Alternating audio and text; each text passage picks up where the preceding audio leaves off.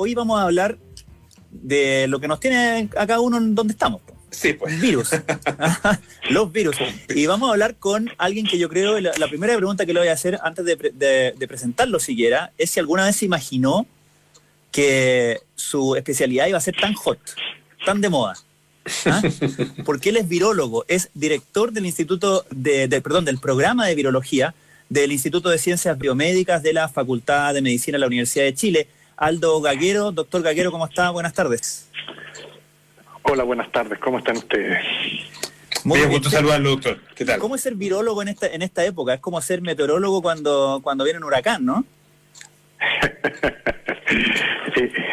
Estamos en la primera línea, como dicen algunos. Claro. Fíjate que a propósito de lo que tú comentabas antes, yo que trabajo en virología hace muchísimos años, creo que, y mis amigos virólogos que tengo a nivel de repartidos por varios países del mundo, creo que jamás pensábamos que íbamos a vivir algo así, ¿ya? Esto probablemente pensábamos que lo íbamos a ver en las películas, que de hecho lo hemos visto en películas, ¿cierto? Pero no que lo íbamos a vivir en carne propia. Exactamente. Doctor, ahora, perdón, doctor, no pensar que se iba a vivir en carne propia en la dimensión que ha tenido, me imagino, ¿no? Porque la verdad es que está prácticamente un tercio más o menos del mundo, algunos hablan incluso de la mitad del mundo, metido dentro de sus casas, en cuarentena, producto de iba a decir un simple virus, no, producto de un virus que ha demostrado ser muy poderoso. Fíjate que los virus son probablemente los microorganismos más pequeños, ni siquiera los vemos a ojos desnudos, y ese microorganismo tan pequeño nos tiene así a la humanidad. Ahora, esto probablemente es algo que ya nuestra humanidad había vivido en años pretéritos, ¿no? O sea, hay una serie de evidencias de pandemias que ha vivido la humanidad a través del tiempo. Sin ir más lejos, la influenza española, ¿cierto? En 1918 prácticamente murieron casi 100 millones de personas por ese problema. Y hay una serie de evidencias de este tipo de infecciones o enfermedades que es lo que llamamos zoonosis, ¿no? Que son enfermedades que pasan de los animales al hombre y de los cuales hay una serie de información previa que hemos tenido y que tenemos hoy. Bueno, el coronavirus es la evidencia más patente de todo esto. Sin embargo, hasta poco tiempo atrás teníamos problemas de ébola en África Occidental, en el Congo. Sin ir más lejos, recuerden ustedes el brote de Zika durante las Olimpiadas o previo a las Olimpiadas en Brasil, ¿ya? El HIV en el año 1983, que aparece como un síndrome tremendamente devastador y que prácticamente si acumulamos la mortalidad a través del tiempo, estamos hablando de más de 40 millones de personas muertas en el mundo. Entonces, este tipo de infecciones ha tenido un tremendo impacto a nivel mundial. Y ahora, doctor Gaguero, con mayor razón. Probablemente lo que sí, esto es distinto a las pandemias que han azotado previamente al mundo, es la diseminación del virus en la comunidad. La cantidad de millones de personas que han sido o que se ven y que estamos afectados. Sí, doctor, sobre eso mismo quería preguntarle, porque entiendo que justamente en el Instituto de Ciencias Biomédicas y en su programa, el de virología, normalmente están analizando virus emergentes y ahora obviamente están, me imagino, trabajando muy intensamente en el estudio de este enemigo nuevo, ¿no? Y quería preguntarle, ¿hay algo que caracterice particularmente a este coronavirus? Algo que lo sorprenda a usted como especialista, que lo tenga o que tenga a los virólogos como usted intrigado, preocupado, algo que lo haga distinto a los demás. Probablemente, tal vez una de las manifestaciones más interesantes de este virus ha sido su capacidad de diseminación en la población humana. Es impactante. Estamos hablando de que tenemos hoy en día más de 1 millón y tanto de personas infectadas. Probablemente eso es parte de lo que estamos viendo. Sin duda, puede haber un porcentaje no despreciable superior a eso infectado ya, que no tiene síntomas, que no los detectamos, que están circulando. Y es por eso que tenemos que tener medidas muy importantes para cautelar la diseminación y tratar de disminuir esta diseminación en la comunidad. Estamos conversando con el doctor Aldo Gaguero, que es virólogo, director del programa de virología del Instituto de Ciencias Biomédicas de la Facultad de Medicina de la Universidad de Chile.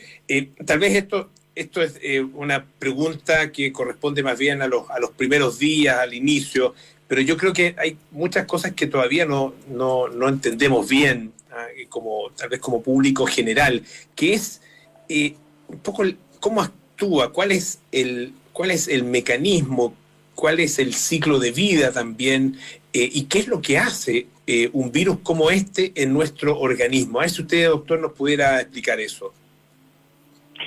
Ok, bueno, este es un virus que afecta el aparato respiratorio, ¿ya? De hecho, los coronavirus,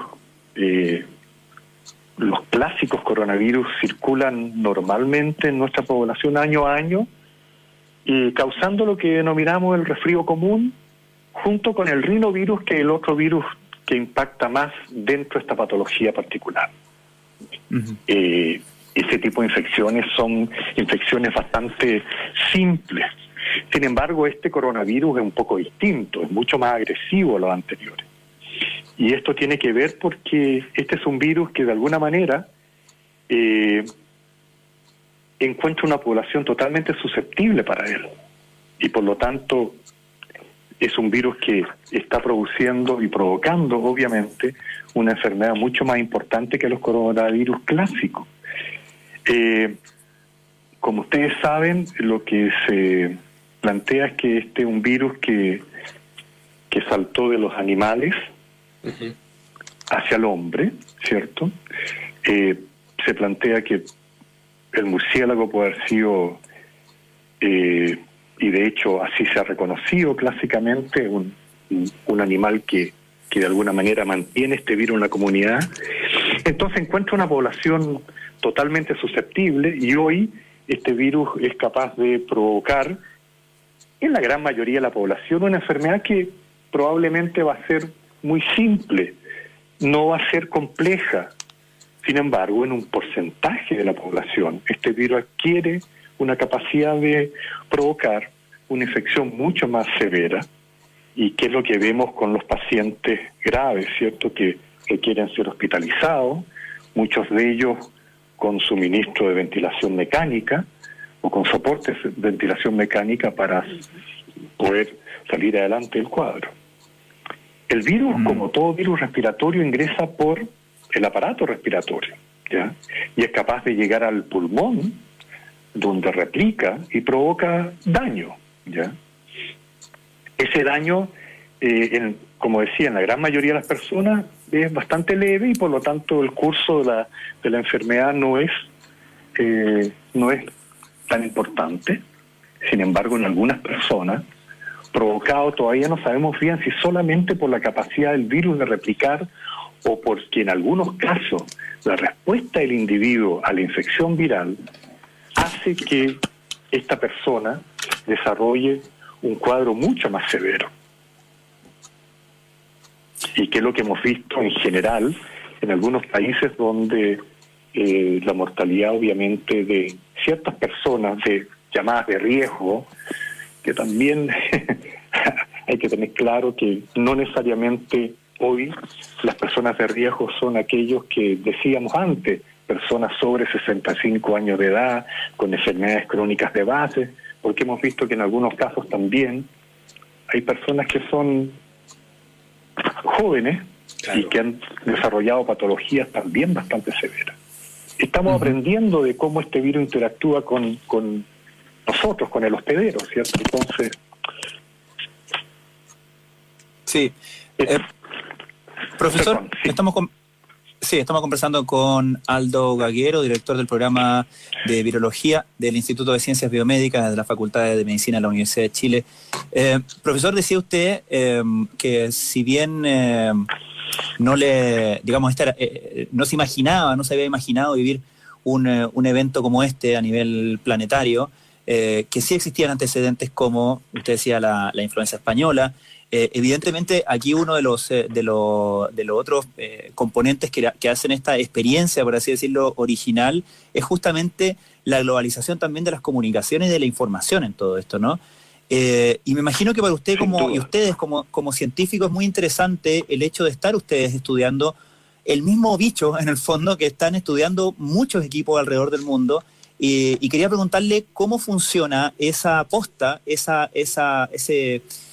información compartida versus los intereses de los laboratorios privados que tienen aspiraciones de justamente desarrollar terapias, vacunas, que eventualmente llegan a una patente y una retribución económica. ¿Cómo funcionan esos dos tracks de la ciencia de alguna manera en circunstancias como esta? A ver, le explico. Nosotros estamos en una iniciativa que nació del Ministerio de Ciencia y Tecnología, apoyando la posibilidad de aumentar el diagnóstico, ¿ya? Porque si bien es cierto, tal vez una de las limitantes en todos los países, no en el nuestro en particular, es la capacidad de diagnosticar. Si nosotros podemos diagnosticar a las personas que son positivas, podemos tomar medidas que permitan cautelarlas, circunscribirlas, evitar que ellos diseminen la infección. Entonces, se montó esta iniciativa a partir del Ministerio de Ciencia, en la cual inicialmente concitó la presencia de 7 laboratorios fundamentalmente, que estaban en 3 a nivel de la región metropolitana, uno en la USACH, otro en la Universidad Autónoma y otro nosotros en la Universidad de Chile, la Facultad de Medicina, uno en la región de Magallanes, en Concepción, en Copiapó y en Antofagasta.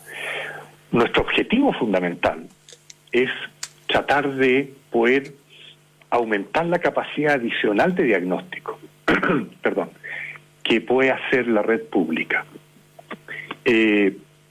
Inicialmente pensábamos que podíamos aportar alrededor de 600, 700 diagnósticos diarios, lo que no deja de ser relevante en el contexto nacional, ¿ya?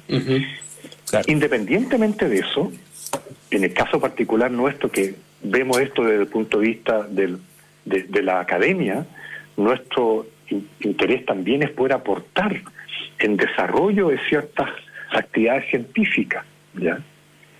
Ustedes han visto como a nivel de mundial, no solamente en nuestro país, ya prácticamente no tenemos mascarillas disponibles, que hablar del alcohol gel en algunos casos, ¿cierto? Y en particular, en el caso del diagnóstico, los problemas que podemos tener con insumos que son requeridos para los testeos. Me refiero a tórulas para tomar las muestras, medios de transporte, etc.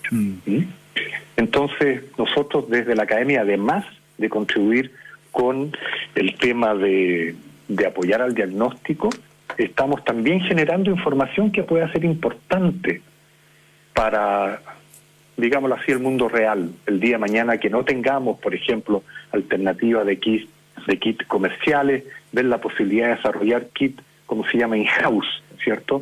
Hechos nosotros, basados obviamente en información que tenemos a nivel internacional. Ahora, sí, perdón. Perdón, sí, no, dígame. No, es que con respecto al tema del diagnóstico, ¿cómo evalúa usted la capacidad que tiene Chile en este minuto de hacer test? Porque hoy día el ministro Mañalich informó que se han hecho hasta ahora 57.122 exámenes.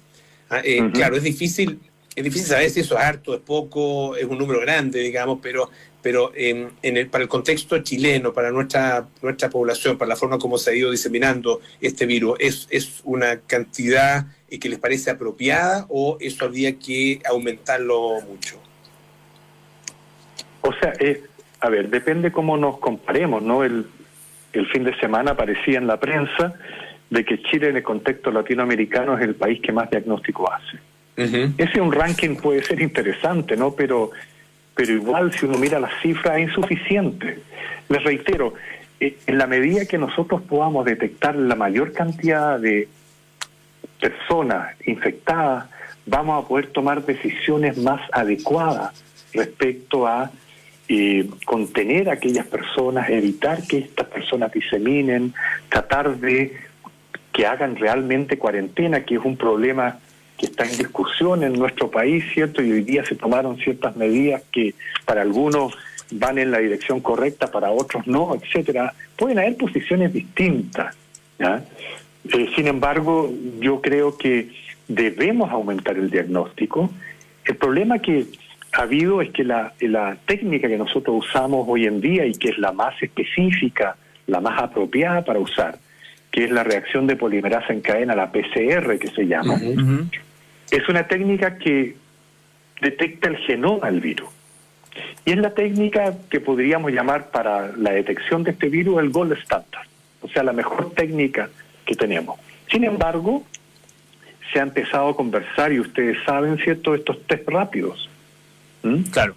Que también es una posibilidad de implementar para aumentar el diagnóstico, tratar de hacer un screening en la población más rápido, pues son técnicas mucho más fáciles, no tienen la misma sensibilidad y especificidad de la PCR, como les comentaba, pero se podrían eventualmente usar. A ver, entonces, la capacidad del sistema público y privado hoy en día está bastante, yo diría, en una situación prácticamente en el tope, ¿no? Entonces es por eso que se presentó esta posibilidad, esta iniciativa, a través de que las universidades pudieran colaborar y aportar, y de hecho, no sé si ustedes han visto, hoy en día también han entrado a colaborar en la posibilidad de realizar diagnósticos, laboratorios que generalmente no están relacionados con el diagnóstico humano, sino que con el diagnóstico animal. Y de hecho ustedes han visto laboratorios en el sur que hacen generalmente diagnóstico en salmones y que tienen una capacidad técnica muy buena, se han incorporado también a tratar de aumentar la probabilidad de hacer diagnóstico, considerando, por cierto, las condiciones de bioseguridad que significa manejar patógenos que afectan al hombre respecto a patógenos que afectan a animales o a salmones. Doctor, ¿qué tan particular es el hecho de que se haya detectado o se haya determinado que personas infectadas no sintomáticas estén infectando a otras personas? Porque ahí cobra mayor relevancia, ¿cierto?, este tema de la capacidad de poder ampliar la muestra en los testeos, ¿no? Sin duda. O sea, a uno como virólogo, nosotros hemos trabajado en distintos virus, en algunos virus respiratorios clásicos, y nos llamaba la atención de que hubiese de repente corrientes de opinión tan fuertes respecto a que este es un virus que se transmitía solamente por contacto prácticamente muy cercano o por secreciones, ¿cierto?, que caían dentro en superficie y que uno podía acercarse con las manos después a la cara, a los ojos, etcétera, e infectarse. Y se ha demostrado fehacientemente estos últimos, diría, semanas, de que este virus también tiene esta capacidad de transmitirse a través de estas gotitas de Flieger, que se llama cuando uno habla o estornuda o tose. Algunos de ellos, que son gotículas más grandes, que caen rápidamente, y es por eso que en algún momento se hablaba de esta distancia social de 1 metro, ¿cierto? Claro. Que después se alargó a 2, y que hoy sabemos que estas otras partículas, que son mucho más pequeñas, más livianas, se pueden mantener en suspensión por mucho más tiempo. Y eso obviamente que facilita la diseminación. Y esto probablemente es lo que uno hoy ve de la gran capacidad que tiene el virus de diseminarse en la comunidad. Y lo otro es que en un inicio se hablaba, y en algunos casos en nuestro país, muy taxativamente respecto a que las personas asintomáticas no transmitían la enfermedad. Y la evidencia ha señalado este último tiempo que personas que están infectadas sin síntomas, o sea, lo que llamamos asintomáticas, son personas que diseminan la infección en la comunidad. Entonces, obviamente que si no tomamos ciertas precauciones respecto a lo que comentábamos antes, a la distancia social, a mantener ciertas condiciones básicas, voy a decir algo nuevo para a lo mejor ustedes, el lavarse las manos adecuadamente, algo tan simple, ¿ya? Pero que es tan impactante respecto a poder cortar la transmisión de este tipo de virus y de muchos otros por lo demás. Doctor, una última pregunta. Es difícil hacer una evaluación, obviamente, en la medida en que esto no ha terminado, ¿no? Vamos a conocer el resultado final de las medidas que se han tomado una vez que todo esto pase. Ahí sabremos si lo hicimos bien o lo hicimos mal. Pero hay algo en que a su juicio lo estemos haciendo especialmente bien o especialmente mal como país en este minuto. A ver, yo creo que, como les decía antes, uno toma medidas, hay algunos que podemos estar de acuerdo o en contra de aquellas. Yo creo que lo que hemos avanzado, hemos aumentado el diagnóstico. Yo creo que hay que fortalecer ese punto de vista, hay que tratar de aumentar la capacidad de diagnóstico nuestra, reitero, aunque sea majadero, de manera tal de poder visualizar la población que está infectada y de esa manera tomar medidas adecuadas. La cuarentena puede tener muchos impactos, económicos sobre todo, y de hecho lo hemos visto y los vamos a sufrir ya en un tiempo más. No sabemos cuánto tiempo esto va a durar. Recuerden ustedes que cuando partió esta infección en nuestro país, se suponía que el pic iba a ser ahora en abril, ¿ya? Y según los datos que vamos teniendo, pareciera ser que el pic se va alargando, lo que está bien, porque de alguna manera estamos tratando de aplanar esta curva, que también ha sido una frase muy nombrada por muchos, ¿cierto? Hay que tomar las medidas adecuadas. Yo no estoy muy de acuerdo con el tema de la cuarentena que señaló hoy día el Ministerio de Salud. No me parece que sea adecuado hoy soltar la rienda. Yo creo que estamos recién empezando esto, ¿ya? No hemos llegado todavía al desarrollo total de la enfermedad en nuestra población. Hay que ir teniendo más diagnóstico y hay que ir viendo cómo esto se va moviendo, ¿ya? Perfecto, doctor. Le agradecemos mucho esta conversación con el virólogo director del Departamento de Virología del Instituto de Ciencias Biomédicas de la Facultad de Medicina de la Universidad de Chile, Aldo Caquiero. Muchísimas gracias, doctor, que esté muy bien. Pancho, un placer, un abrazo grande. Un gusto, Pablo. Muy bien también, ¿ah? Muchas gracias a ustedes por darme la posibilidad de conversar de este tema. Gracias. Hasta luego, doctor. Bueno, ya nos vamos. Viene Aportes Notables con